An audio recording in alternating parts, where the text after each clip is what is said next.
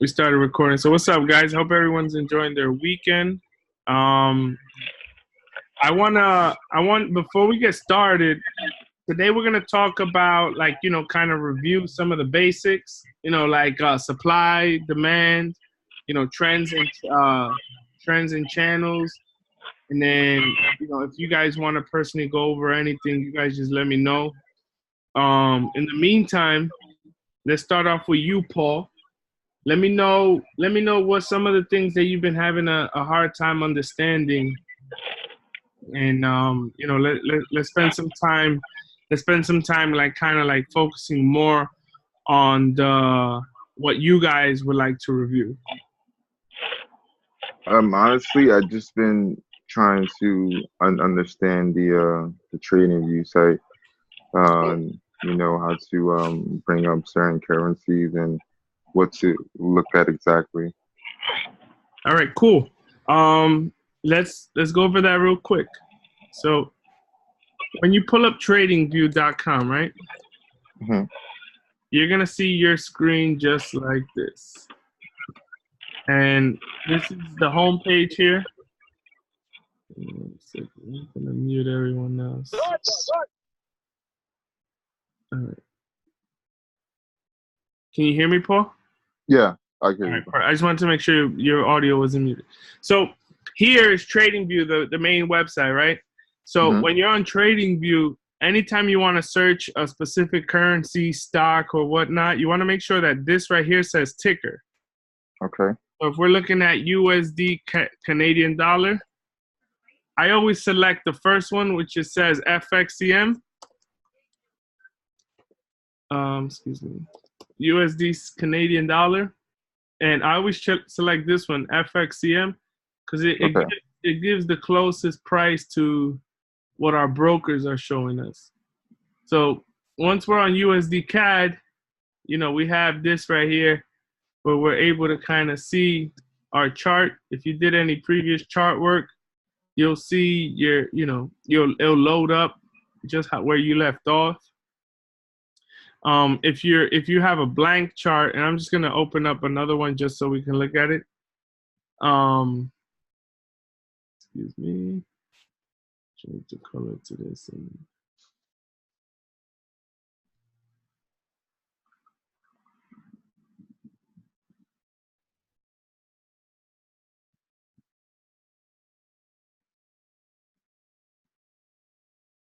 I had a black background before, and then now I'm using white. So some of my charts are showing like the colors that were more visible on the black background.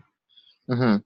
But here is a perfect example, right, of a blank chart, and I'll delete it actually.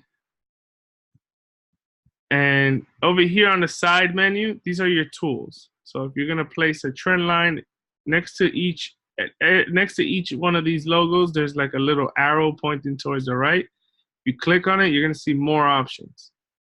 So Okay. let's say you're looking to draw your support or resistance. You're gonna use your horizontal line, and you're just gonna find it, place it, and keep it moving. Same thing goes here. If you want to draw your trends, like an uptrend or a downtrend, you can just click on what it says trend line over here and draw your trend, right? Okay. And what happens for you here, you have different tools here. Like I like to use the arrow to predict the flow of the market. So if I expect it to go down, I can use an arrow to kind of like let me know where I expect it to come down to. Okay. And moving forward, you see me drawing a lot of zones. I pay more attention to zones than support and resistance recently. And most of it is because of the fact that a zone is more focused on different prices than, let's say, just one price point, which is exactly what support or resistance is focusing on. Okay. So when I start drawing out my zones, I'm able to identify areas where I know that the market, if it does reach that point there, that may be my next target, or where we may be keeping an eye out. So let's say if we identify like a potential zone in between here, you know, so before she breaks down all the way here, we may need to see a breakout and a retest around here, you know? So a lot of this is very important for you guys to know and practice. I like using TradingView, Paul, because of the fact that whatever I do on here, whenever I'm on the go, you know, I can always track it. Let's say I'm deciding to enter a trade while I'm away from my computer. I have my iPad because it's much more easier. I usually carry my iPad over my laptop because I have like the new MacBook Pro, the 15-inch. This shit is huge. Okay. So I just bring my iPad with me, like in the baby's book bag usually if I ever got to look at a trade, and I just kind of go off of that. Okay.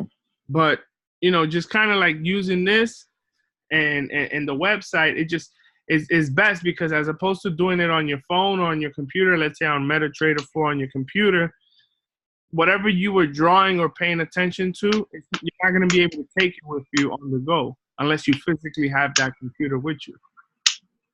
You know? Okay. So just, you know, spend some time, mess around with the program. It becomes way easier than what it seems once you get your hands wet with it. Okay. You know, And this is like on the current live market, right? yes, Or this is current. Yeah. So right now the markets are closed. But what you're gonna notice is that the market's not moving right now. But like, let's say if you're looking at like Bitcoin, right, BTC to USD, that market is 24 hours a day. So you'll definitely be seeing that market move over the weekend. So if you're someone who, you know, who works a 9 to 5 and maybe missed a lot of the forex movements, then you know you definitely have your opportunity to catch some trades up with the brokers we use with over the weekend. Like I caught Ripple on a buy last night, and I pull that up. Ripple against the dollar. I wrote it from like 32 cents to 34 cents right here. Where is it? So I saw like an inverted head and shoulders on the 15-minute. Yeah, right here. I caught this bull run, that big candle. Mm-hmm. It's about like, it was like 1,100 pips last night. So you do 1,100 pips on a 25-cent lot. That's $2. That's like, it was like almost like $400 I made off that trade. Nice. But again, it's the same thing. It don't matter what market. You know, I'll show you a stock I'm looking at, NVAX. This is one I'm heavily invested in. You know, the game don't change, even though it's a different market, but the charts still work the same, you know? So Yeah. in the end, I want you guys to, you know, just really put into focus how, you know, right now it's more of a like you getting consistently putting this work in on the charts, like putting what you're learning behind what you're trying to get to understand. But the best way for you to understand and learn it is by physically doing it. Right. You know? Gotcha. But yeah, TradingView is very simple, bro. I love it. It's the most visited website I visit. You know, along with while you're doing this, Paul, you know, some important websites you may want to write down is finviz.com. You know, finviz.com, it kind of tells you the strength of the currencies. So if you click on Forex right here, and right here, this is, you know, there's 4 major sessions every day. You know, you have the New York session, which is from 8 a.m. to 5 p.m. You have the Australian session, which overlaps from 12 p.m. to 7 p.m., I think, or 12, when you work 12 to 9, I think it is, right? Yeah, 12 to 9. Then you have the Asian session, which is from 8 p.m. to like right around it was like 3 a.m. And then the London session is when the banks in London are open, which is like 3 a.m. to right around like almost 12 to 11 a.m. around there. So usually when you're trading and you ever look at the markets and you see like usually like around 11 p.m. Or 12 p.m., you will see like the market starts shifting its direction from the earlier in the morning movements. But you know, all of that you'll grow to understand with experience. I want you more focused on the basics of what you need to focus on, which is like, you know, applying what you're learning on the charts, focusing on this, you know, with the strength of the currencies, how you can use this to your best ability is, you know, you really just like, if let's say you're looking at the dollar against the Canadian dollar, right? Okay. And if you're looking to buy, then you would want to see the USD on the left side and the Canadian dollar on the right side. But as we see right now, we're seeing the Canadian dollar on the left side and the dollar on the right side, which explains when we look at the US dollar against the Canadian dollar's currency, which explains why it was dropping in the last few candles on the 4-hour chart, you know? Okay. And that's another thing I wanted to ask you about, like the timing, like the 1 day, the 5 days, the month, the 3 months. That's going back in time, or Wait, you're talking about the chart time frame, yeah, or yeah, like, yeah. so the time frames that we look at is the monthly, the weekly, the daily, the 4-hour, the 1 hour, the 30-minute, then the 15, the 5, and the 1. Those are the time frames I want you focusing on. Those are the each candlestick represents time.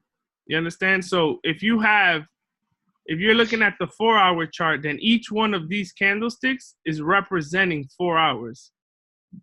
If you're looking at the monthly chart, right, each candle represents 1 month. Make sense? Yes. So if you want to look at what happened 3-4 months ago, then all you got to do is look at 3 candles ago. Like this is the month of April, this is the month of March, this is the month of February, this is the month of January. You know? But as you start understanding all this, you know, you're going to be able to understand longer term predictions, shorter term predictions, and all the other common aspects of how you apply what you're learning about the charts and how you can start predicting, how you can start assessing what the market did and why it did it, compared to, you know, sitting here and like, oh man, I hope it goes up, you know? That's more of the mindset I want you to develop, and that's where practice on the charts come from. You know? But, you know, just spend some time on TradingView. Get to understanding what you need to understand, and you know, as we start piecing everything together, everyone else can tell you and testify. It all starts to make sense. You know, it's more of a like, let me put in this effort now, so that now that I'm able to understand how to put, let's say, a few trends together, then I can start looking at, oh shit, look, this is the 4th touch of the trend and it broke that trend. Now, if a breakout is confirmed by a retest, then before I decide to sell, let me wait for that retest. And, you know, I'll give you an example. Here's a trend, right? We have 1, 2, 3. On the 4th touch, it broke the trend, right? Mm-hmm. All we want to do is pay attention to the support of that last touch. And when the market comes back to retest it, it confirms the breakout. Then this is where we would sell, and instantly we'd be in profit. And that's where we catch these movements here. You see that? Mm-hmm. So that goes back into the conversation of market structure. When you're looking at market structure, you know, this is how you know that an uptrend has now shifted to what we call a what? Downtrend. Downtrend. Because instead of it creating higher lows in this sense, we now created a lower high. So that's why when the market came back to retest that last highest low point, that's why we had such a clean movement down. And if you measure it, you want to talk about how much money could I have made here.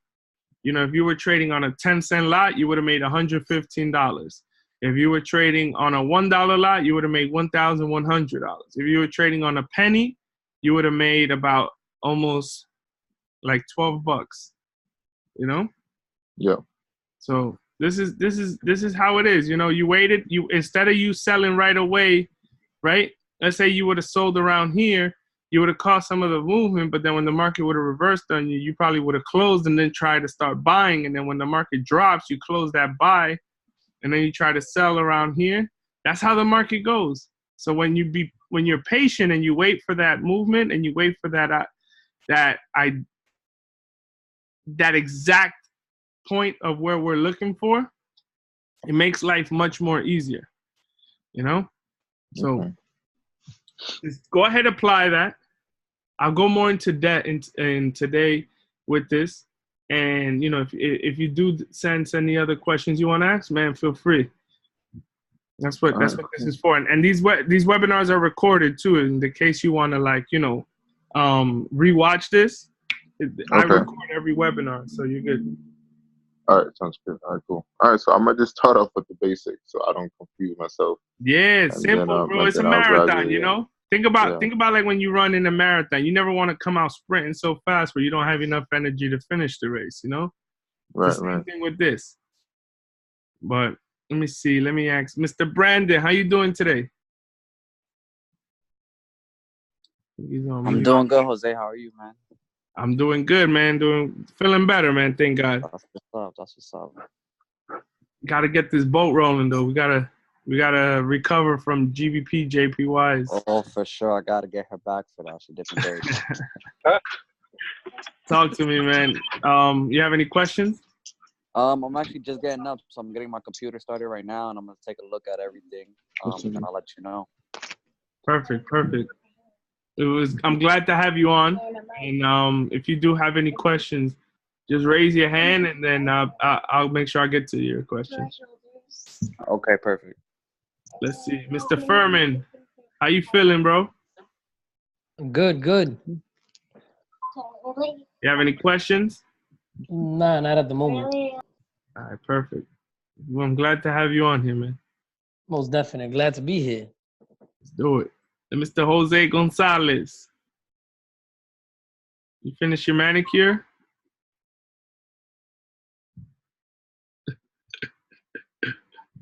Yo, you hear me? Can you hear me? Yeah, I hear the nail filing. Okay, yeah, sure, buddy. You have any questions, bro? No, maybe you can go over identifying the zones in a chart. Yeah, I'll go over that for sure. Maybe you want to look at AUD JPY for that one. Got you. Yeah, all JPY. I got you. Aussie yen. All right. Let me go over that real quick. So,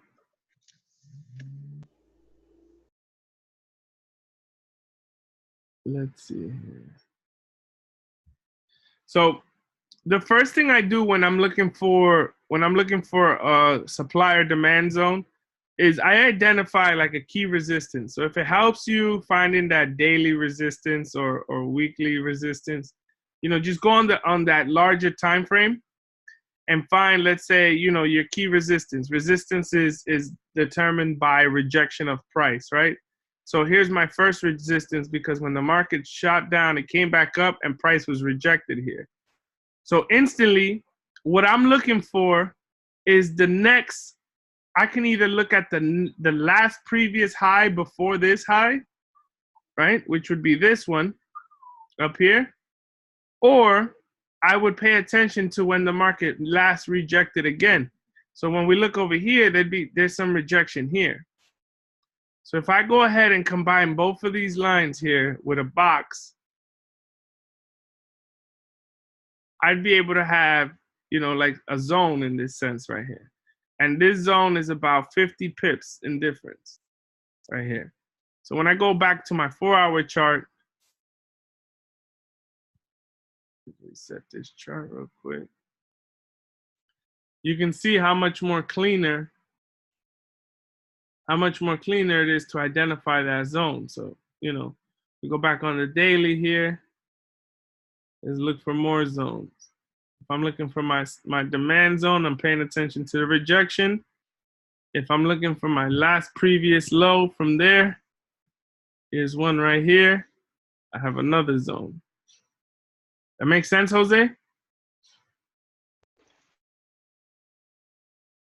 Yes, sir.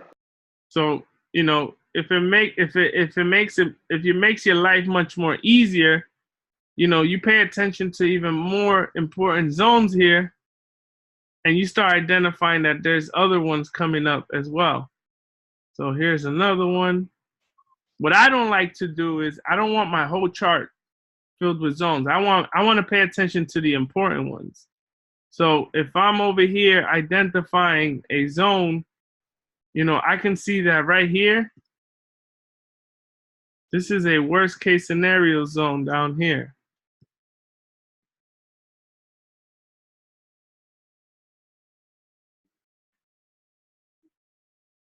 And I like to use these horizontal lines as kind of like the template to help me identify my areas where I can draw my zone perfectly and just, you know, keep them there in the case where, you know, as the market starts approaching these levels or these areas, I'm able to keep that in mind.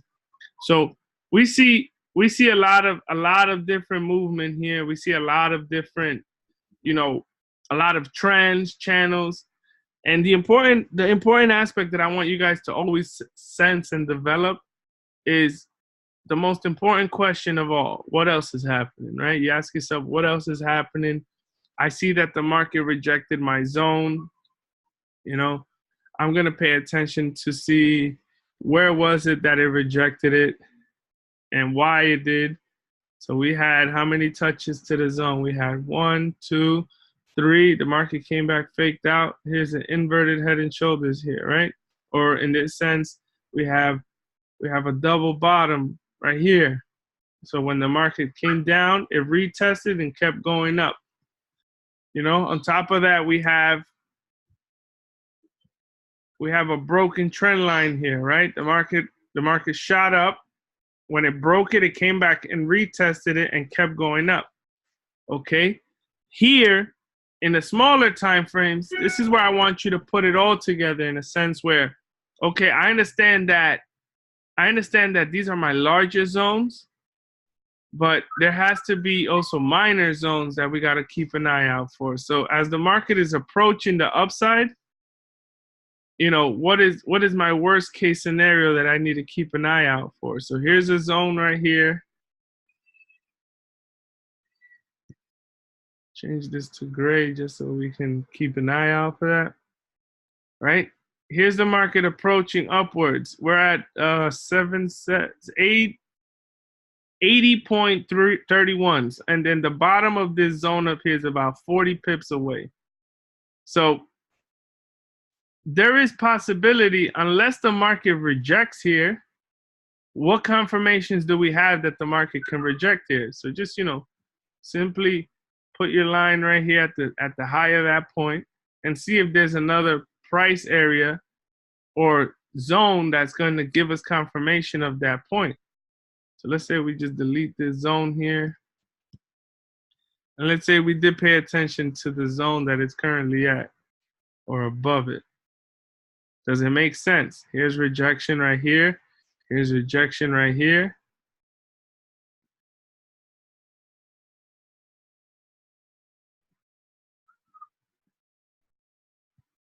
Right, here's rejection right here. Here's the breakout. Is this the retest? You know, every breakout needs a retest to confirm it. So if this is the breakout, the market never came back and retested it. Is this the retest? What else is showing us that this is a possible retest? Oh, look, we're starting to see a evening star starting to form.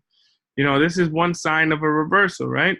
On top of that, we had a doji right after this strong bullish candle, right? Okay, we need to see continuation. So we need more signs of the market going down. If I'm not seeing it in this time frame, this is where the three-step system kicks in, and you can start looking at the market in that way. Give me 1 second. This dog's in the joint.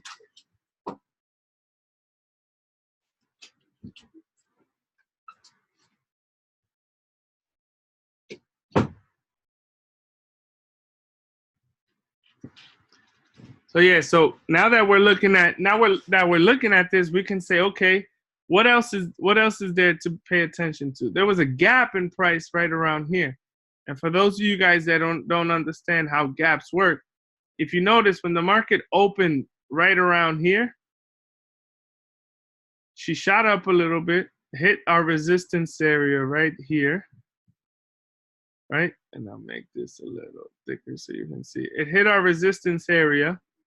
When it failed to go any higher, she came down, filled the gap between where the price closed and where the price opened, right? Bottomed out right around here. Why did it bottom out here? Let's see if we can find a reason, right? We had an important support area around here, right? As the market shot up, we had a Morningstar pattern here, or a 3 inside up, right? Because there's no doji here. The market shot up, kept going up, and now it's retesting this area up here. You guys see that? Let's see, Jose, you see why it's rejecting this price here? Yeah. So you know, one of those zones there. Yes, and on top of that, this could just be the retest that we needed from this previous breakout. So what we can pay attention to is if the market does drop right now, based off of what you're seeing here, if the market does drop, our first area to pay attention to would be from where the price is at now to this support area over here, which was the resistance we drew out. You know, on top of that, if there's another zone around there, right? If this is a resistance here, then there's another resistance somewhere around here, right? If we go ahead and fill this zone out, then we know that maybe the price can either go to the top of this zone or inside. For it to continue going down, we need to see a breakout, a retest, and a continuation, right? Now that breakout and retest, one thing I want you guys to understand and clarify from the beginning is that you're possibly not going to see that breakout and retest right away for it to continue to go on this time frame. That's like if we look at the 15-minute chart, right around here, for this breakout over here, we would see that breakout and retest occur. You understand? And in the 4-hour time frame, it never did come back to retest that price point. That's why overall on this chart, we're seeing after all of this movement, the market shot up, hit this price point here, and now it's starting to reject it. You know, so in order for this to be valid, we need to see an engulfing candle engulf that doji right here. Okay? And then the next two candles have to continue showing signs of the market going down. All right? You guys remember the three black crows? You know, we pull up our cheat sheet, we look at the candlesticks. You have the three inside down, right? Or the 3 black crows, or the evening star pattern. These are patterns that help you identify that. If you pull up your cheat sheet, you have all of them right here. You know, you have if you're looking for a downward movement, any of these, you can see a tweezer top, engulfing, a hangman, shooting star. If you guys remember, shooting star is almost like a pin bar as well too. A pin bar just, it shows exhaustion. You know, here's a good pin bar example. You know, this is a perfect pin bar example right here. The tail is longer than is 2 or 3 times the size of the body, and the upper wick is either smaller or shorter than that. So, you know, focusing on that, you're able to start putting and pinning down together. Okay, so when you see that we take a trade and it goes opposite on us, our goal is not to panic. Our goal is to be like, okay, where is this market? Where is this market potentially heading to? And should I prepare myself to either get out because it has a long way to go before it eventually drops, or should I hold it, be patient, and wait for it to reach this point and then enter at a higher lot size? Obviously, all of this comes into play with, and I'm going to write this down so you guys can write this down. All of this comes into play with risk management, right? So risk management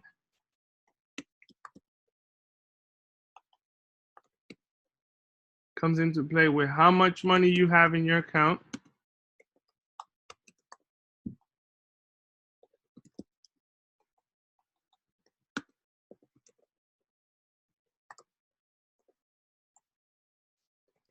how many trades you have in drawdown. And drawdown, for those of you guys who never heard that term, is when your trade's on the negative side. So if you're holding a trade and you're down $10 on that trade, then you're $10 in drawdown.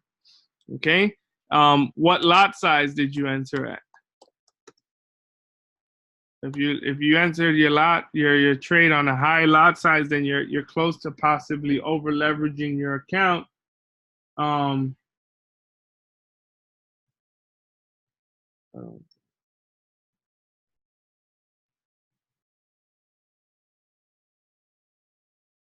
But yeah, so when you're entering a trade and you're using a higher lot size, some of you guys are putting your accounts in jeopardy because you don't have room for error. So if you're looking to enter a trade and risk a higher amount compared to the account you have, then you want to be more precise with your entries in that sense. I don't encourage you to over leverage your account, because the point is for us to always trade for tomorrow and the day after that. Now, some of you guys, are more patient. Some of you guys aren't more patient. All this comes into play with the personality that you have. So when you're managing your trades, management of your trades come into play with understanding where the market is and where it potentially can head to. Right? Just like we identified right now. Okay, we saw that this was happening and we saw what was showing here. When I'm trading and when I'm looking at a trade, I don't have all these zones down here because the market is nowhere near approaching these levels. So I'm not going to congest my charts with all these different types of informations, because I just need to see where it's currently doing and what it's currently doing. So when the market breaks this zone, then I know that this is my next worst case scenario. And then that's when I'll focus on what's lower than this. But other than that, I'm just focusing on what the market is showing me right now, because I'm trading on a day-to-day basis. I'm not holding a trade for 2-3 weeks. I'm not holding a trade for 4 months. And that just comes into play with my style of trading. We look at GBP, JPY. We got burnt out on that one, but check this out. I called out a sell on that right around here, 140, 146. It's like almost 146, 100. It dropped a little bit, never touched our zone here. In that sense, what I didn't pay attention to was this inverted head and shoulders that it popped, that I noticed after. Give me 1 second.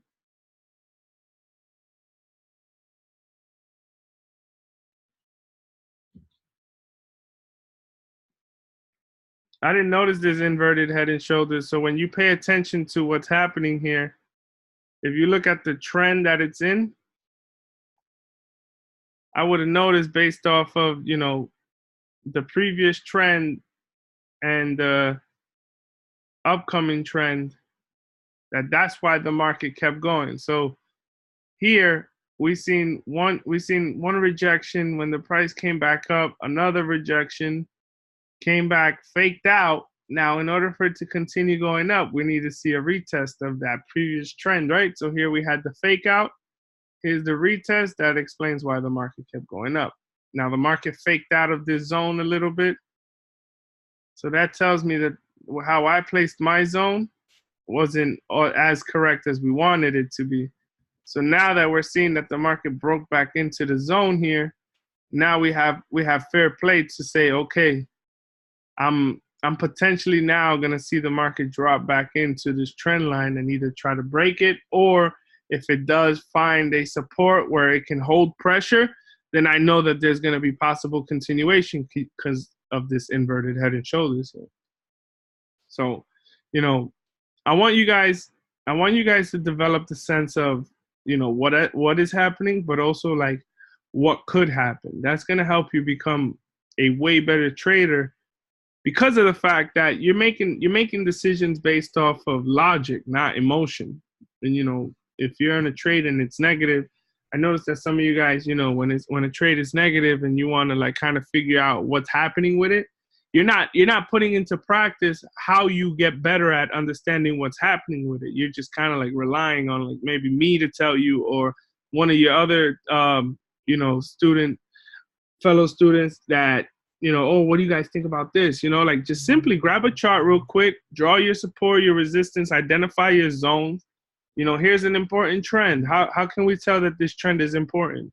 Well, if we pay attention to the lows of this market here, along with the lows, there's also lower highs, you know? So what is showing us signs of the lower highs? If I extend it to this channel here, this price here, you know, here's the high, here's the high, here's the high, here's another high.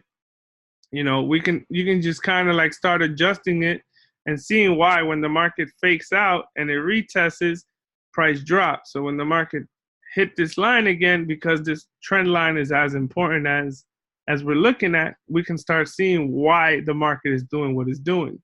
Why is the market forming an inverted head and shoulders here? Oh, well, because right now we're starting to form a flag. We're forming a flag along with the, one second. We're forming a flag after the market's been making a bullish move. So this can signal that there's bullish continuation showing up. Okay, the market is going to go up. Where can it go up to? Well, here's one zone that I drew out. From here to here is about like 200 pips, if I'm not mistaken. Yeah, just about 200 pips. So if I'm selling and the market breaks this trend line, am I better off holding 200 pips more, or should I just take my loss? You see how that management of your trade start coming into play, and you start saying to yourself, okay, now I understand how to kind of combat what's happening to me. I have some trend lines here. I'll change the color of it and extend it. This was an inverted head and shoulders I was paying attention to a while back, and you can see how price is respecting these trends as well. Here's one shoulder, here's the head, here's the other shoulder. That's what caused price to shoot up in this case. So when the market came back down, it broke both of these trends or this channel we were paying attention to. And right here was when it retested it finally. So when the market came down, now we needed to retest this trend line and the zone here. Now we possibly can see that final push down we've been waiting for. So in this case, I entered this trade prematurely early. You know, I thought this head and shoulders here was already done. It failed to break. So now we'll see continuation going down. Instead, what ended up happening, the market did the opposite, turned around and kind of got us on the upside. So for those of you guys that got hurt on that trade or took that trade and overheld it, I need you guys to start developing this thought process of how to hold the trade and know when to hold and when to get out. You know, it's just like saying to yourself right now, man, I really want to buy these pair of sneakers. You know, I got $300 in my account, but I know the weekend is coming up. If I spend $200 on these sneakers and I don't get paid in 2 weeks, is it worth me buying these sneakers right now? The same way you would ask yourself that question is the same way you need to ask yourself in regards to how you're holding the trade, how you're gonna go about this trade. You know, what your worst case scenario is. Okay, I'm gonna enter this trade on a sell, but once I see the market reach this price here, if it shows me that it's not going to respect it, I'm done with this trade. I'm off of it. That's why risk management comes in play, because just as you would love to make $1,000, you got to be willing to give up $1,000. You understand? That's like a risk to reward ratio of 1-to-1. You know, I'm willing to win 1,000, but I'm willing to lose 1,000. If you don't want to lose 1,000, then you have to be willing to only lose 300. You know, so instead of catching 100 pips, you know, your worst case scenario is 30 pips. Okay, if I enter here now, is it possible that the market, if I enter this trade here now, and from here to up here is 30 pips, you know, which is really not what it's showing here, 60 pips. And my goal was to trade from here to down here. You know, if the market goes opposite of that, is it worth me holding that trade? Should I continue adding more positions? These are the questions you guys are asking yourself. Look at it. Look at what's happening. You know, if you just simply grab a plain chart and you place a line right here, and you see that the market broke above that line, okay, what's the next price point I should keep an eye out? Okay, here it is. Oh, the market broke that one too. Shit, you know, if it breaks this downtrend that we're looking at, then I'm definitely off this trade. I don't care how much I lose money. I'd rather not put my account at risk at this point, right? Because how many of you can afford to, you know, take a loss, blow your account, and refund that account with the amount of money you had in it previous to that? You'll go broke if you continuously do that.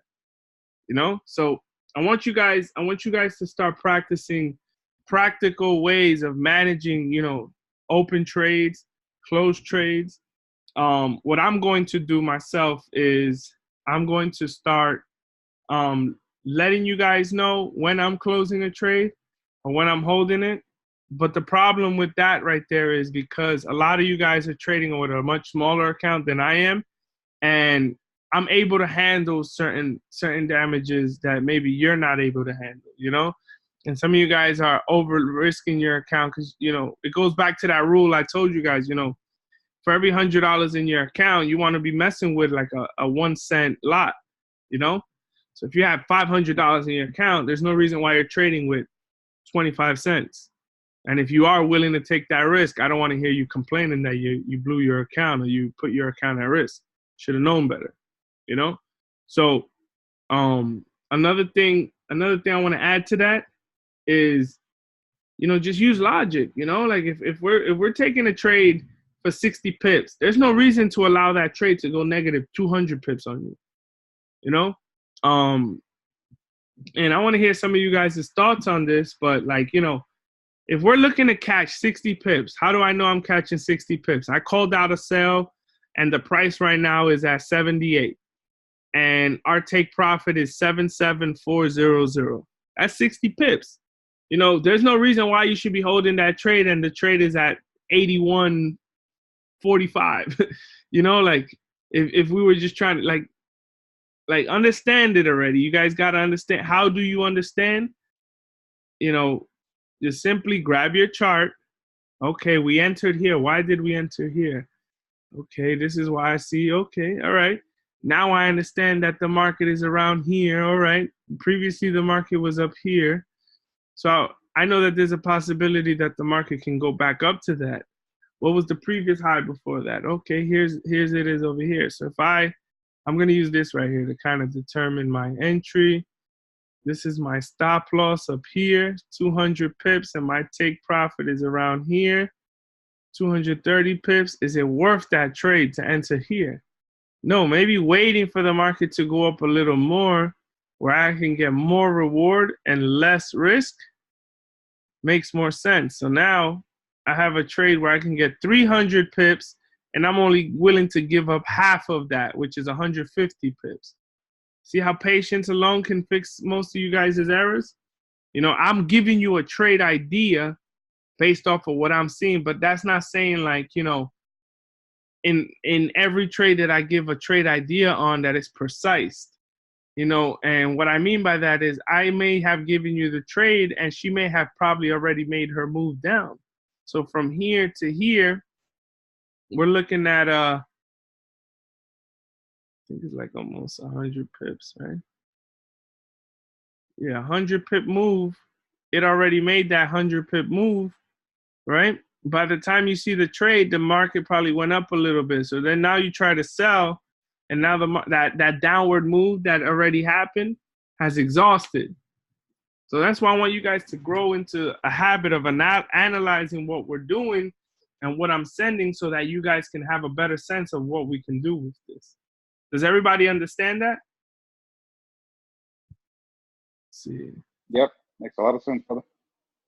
Furman, make sense? Crystal clear. Naveen, how you doing, my brother? Make sense to you? Yeah, it makes sense. Perfect. Paul, I know this is new to you, but does it make sense?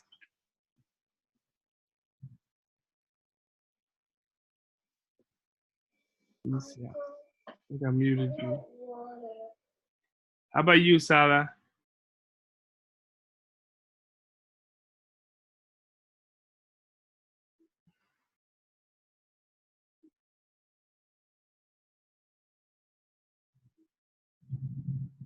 Sebastian?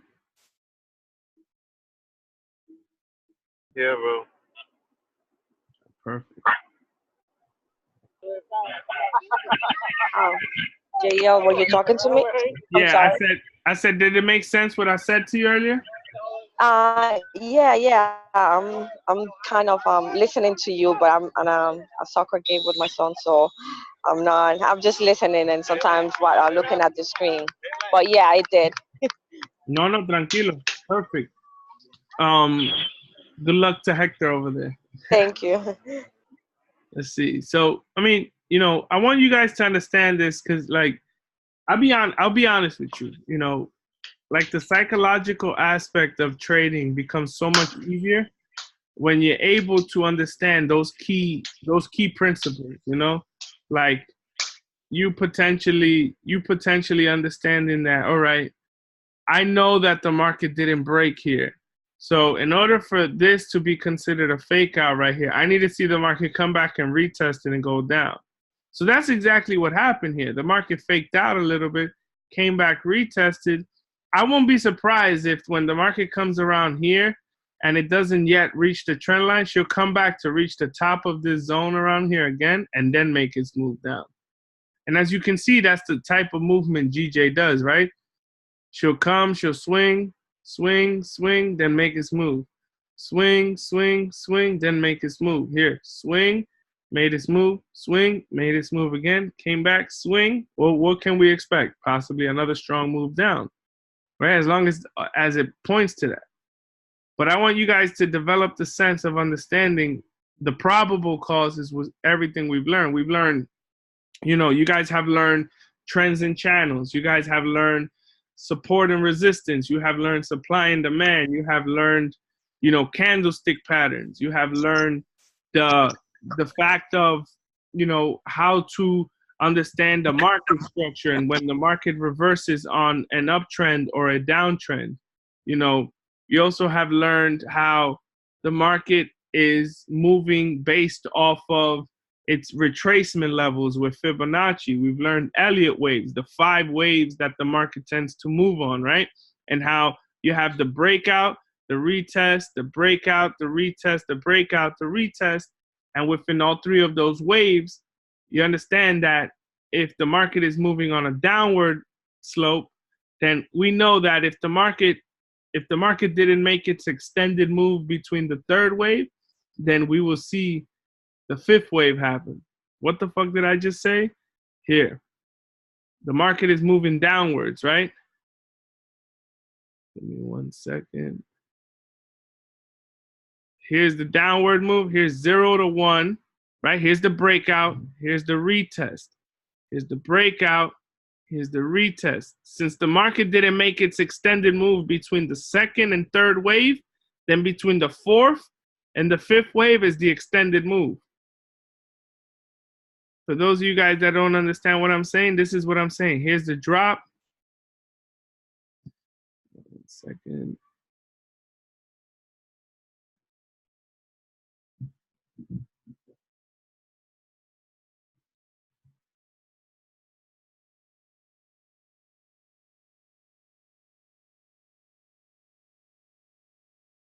Here's the first wave, the first move down.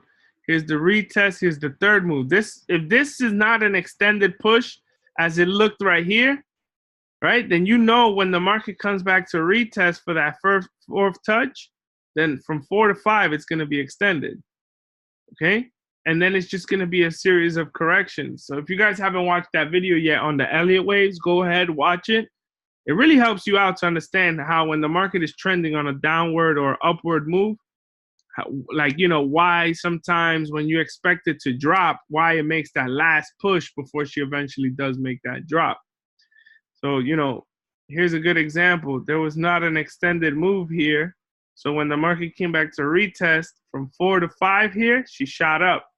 So as the market started recovering and moving upwards or downwards, you started seeing that the correction A, B, C, what did the market do? Shoot up, retest the fake out of this zone here, and she made his move down. Okay. And I want you guys practicing this. What's this already? Does anybody have any other questions or anything? I'll keep it short today. Tomorrow we'll do a market overview. If you guys have any questions, I'll just go ahead and upload this video for now. And I'll see you guys tomorrow. Anybody have any questions before I let everyone go? Yeah, what time tomorrow? Time tomorrow. I'll give the time better. I have a better idea of what time I'll do it later on today. Mm-hmm. Let's see what's up. We could probably do same time tomorrow morning for a market overview. But if you guys don't have any questions for now, I'll check you guys out tomorrow, and I hope everybody enjoys their Saturday. All right, thank you, bro. Feel better. You got it, man. I hope you guys have a good one. All right. Bye-bye. Bye.